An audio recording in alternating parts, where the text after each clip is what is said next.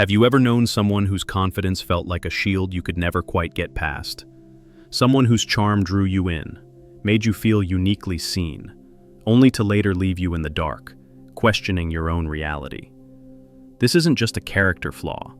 It's a complex and, frankly, tragic psychological arrangement, with roots that go all the way back to the earliest moments of life.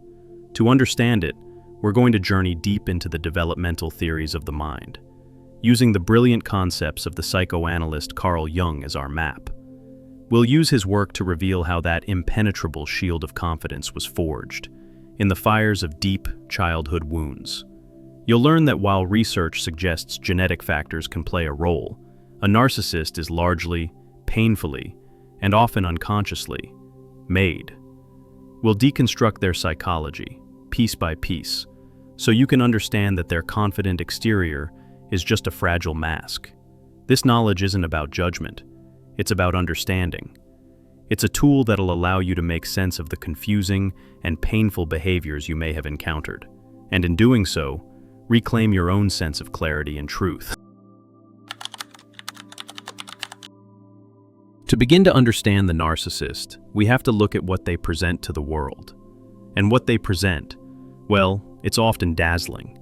They can be charismatic, captivating, and they carry an air of unshakable self-assurance.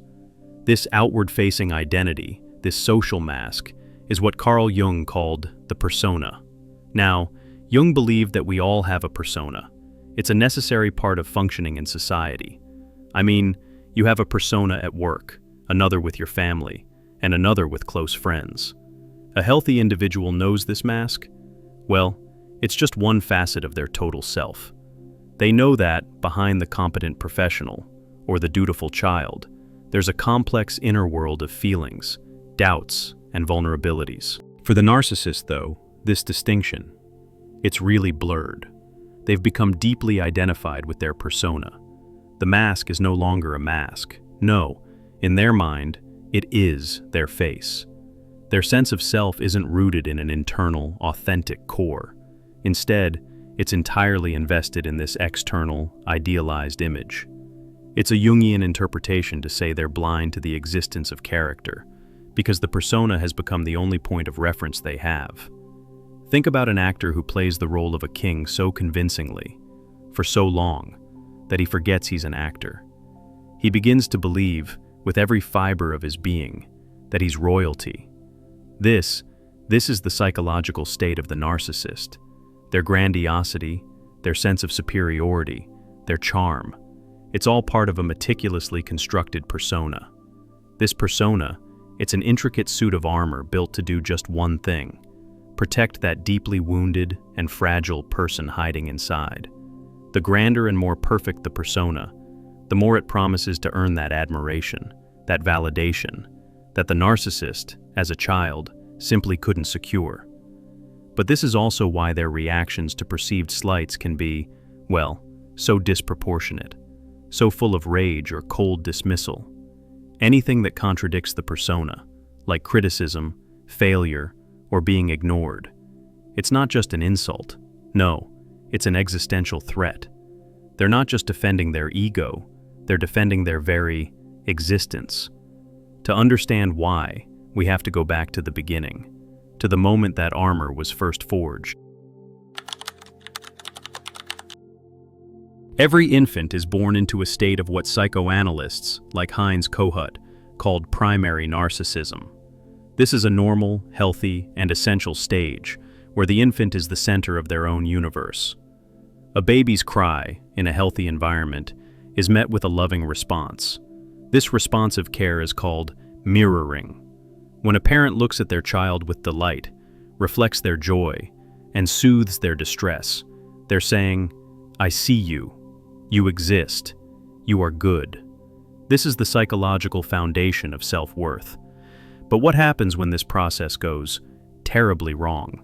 What happens when, instead of mirroring, the child is met with a void, a distortion, or even a threat?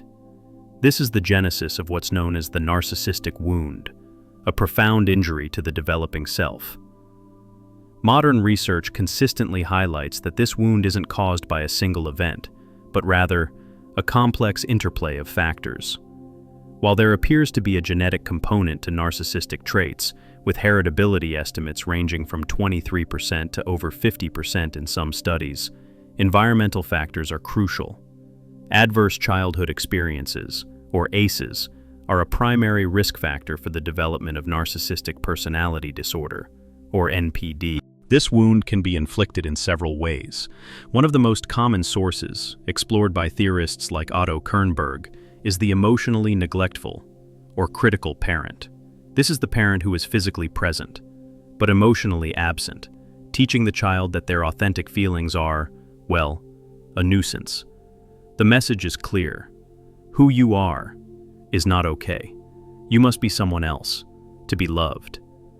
Conversely, the wound can also be inflicted by the overindulgent and overpraising parent. This is the parent who doesn't see the child as an individual, but as an extension of their own ego. Studies have shown that this parental overvaluation is linked to the development of narcissistic traits. The child becomes a trophy, valued for achievements that make the parent look good. Love is tied to their ability to remain special. In both scenarios, the cold parent and the overvaluing one, the core problem is the same. The child's true, authentic self is rejected. To survive this unbearable crisis, the child must make a tragic, unconscious choice. They must abandon their true self and construct a new one, a false self that can win approval or at least withstand rejection. Faced with the pain of a narcissistic wound, a child's psyche performs an incredible, and really, a tragic act of self-preservation. It builds a fortress. This fortress, it's the false self, a psychological construct designed to be everything the wounded true self is not. So, where the true self feels small and vulnerable, the false self is constructed to be grandiose, perfect, and invincible. Now, this isn't a conscious decision, by the way. It's a desperate coping mechanism.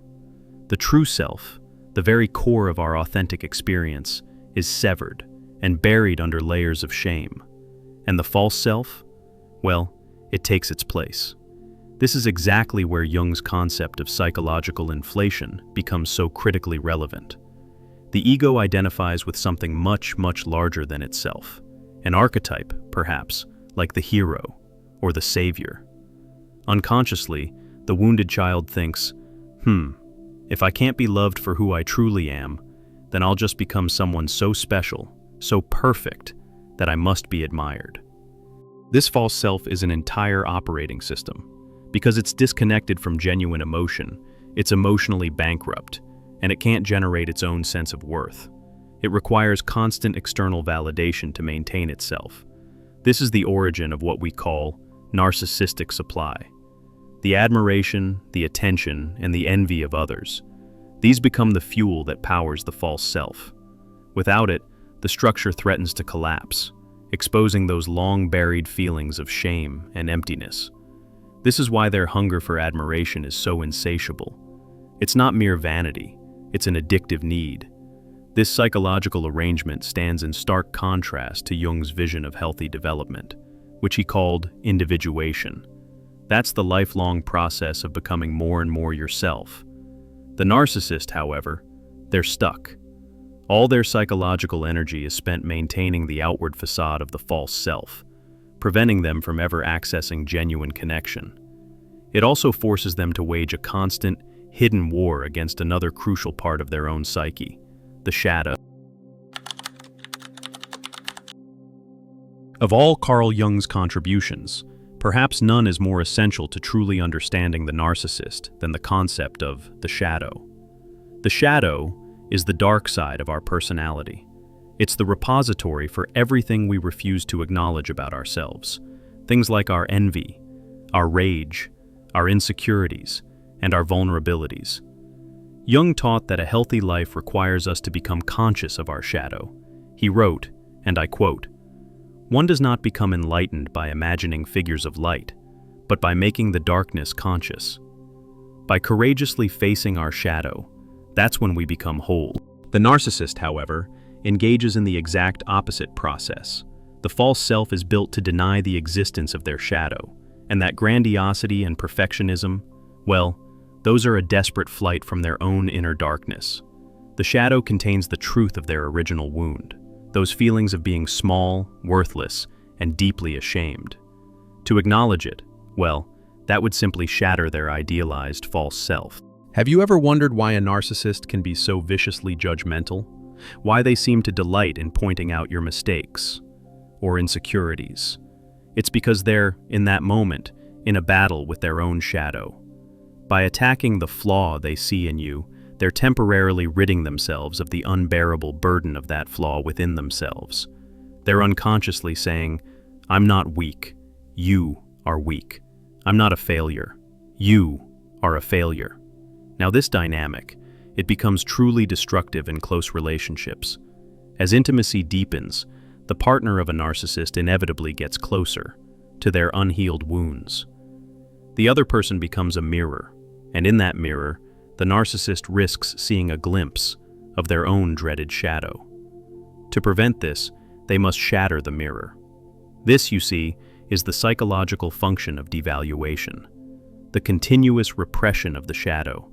It requires immense psychological energy, and it dooms them to a life of superficiality. Because true connection, well, that requires the very vulnerability they've disowned.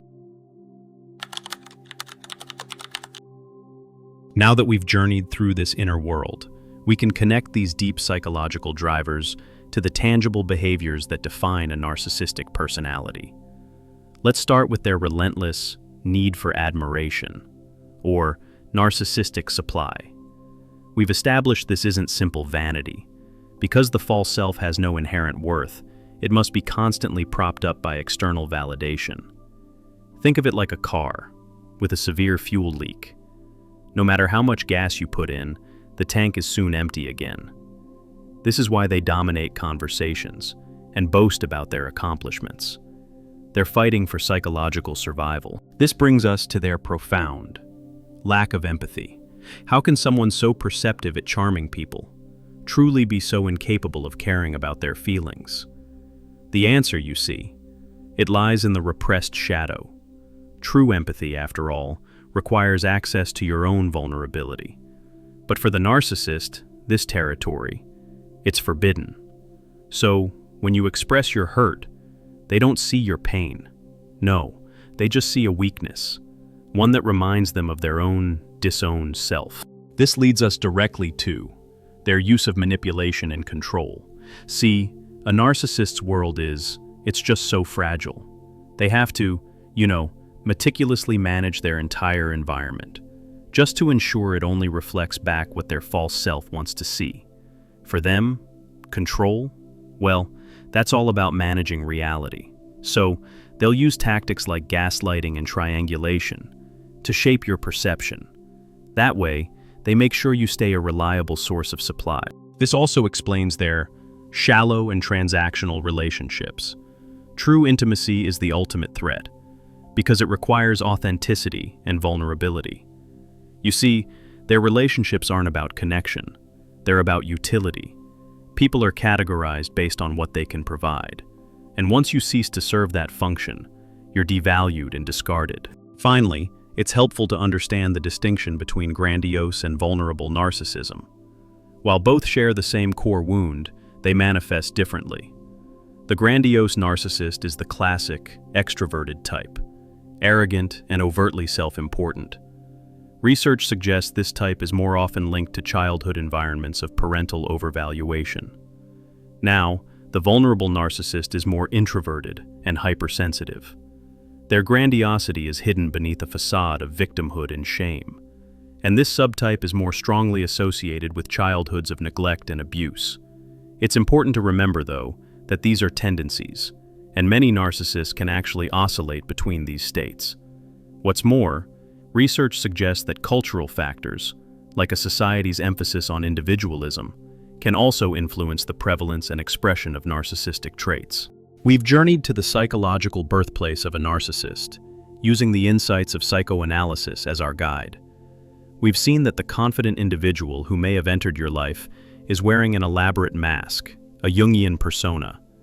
This mask hides a much deeper reality, a profound childhood wound, one that has arrested their emotional development. We learned that, in response to this wound, they constructed a false self, a grandiose shield designed to protect them from the shame of their buried, true self. To maintain this fragile structure, you see, they must constantly seek narcissistic supply and wage a relentless war against their own shadow. Their lack of empathy, their need for control, and those manipulative behaviors.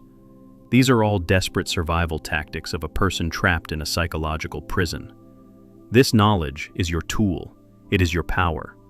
Now, understanding the psychology behind narcissism, it's not about excusing harmful behavior. It's about reframing your experience. You are not to blame. Their inability to love and connect, that's a reflection of their own tragic internal landscape, not a reflection of your worth. By seeing behind the mask, you'll move from confusion to clarity. You can stop trying to make sense of the senseless and begin the process of healing. You'll be armed with the truth that you weren't dealing with a whole person at all. Instead, you were dealing with the echoes of a deep and sorrowful wound. If this deep dive into the origins of narcissism has provided you with a new and empowering perspective, please show your support by liking this video and subscribing for more content that turns psychological knowledge into a tool for healing. And to continue this journey, I highly recommend our next video. It explores the specific manipulative tactic of gaslighting and how it's used to systematically dismantle your sense of reality. You can click on it now, right there on the screen. Finally, your experiences are valid, and to honor that, I want to ask you a question for the comments below. What part of the narcissist developmental story, the wound, the false self, or the shadow, most resonated with what you've witnessed in your own life? Sharing your insight can be a powerful step in processing your experience and helping others in this community feel less alone.